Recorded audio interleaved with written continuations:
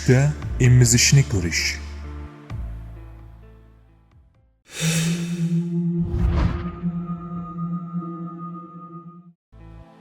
Biror erkak tushida bola emizayotganini ko'rsa, g'amga botadi.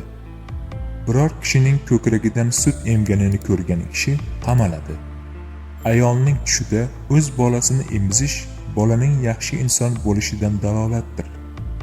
Ayol o'z ko'kragini emayotganini ko'rsa, qizi meros oladi. Erkak xotinining ko'kragini emganini ko'rsa, xotini orqali boyib ketadi. Ayol tushida boshqa ayolni emsa, sut kelsa, moddiy manfaat ko'radi. Sut kelmasa, ayol ayolga oshiq bo'ladi.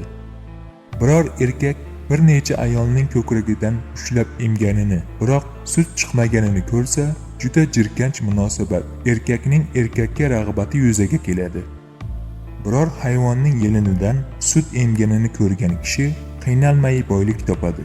Yelinidan boshqa joyidan emib, sut chiqqanini ko'rsa, qiyin ishni foyda bilan yakunlaydi. Barmoqlari yoki qo'lidan sut emganini ko'rgan kishi doimo har masalada ustunlik qiladi. Unutmang, tush ta'birlari bashorat emas, hamma narsani bilguvchi zot yolg'iz Allohdir.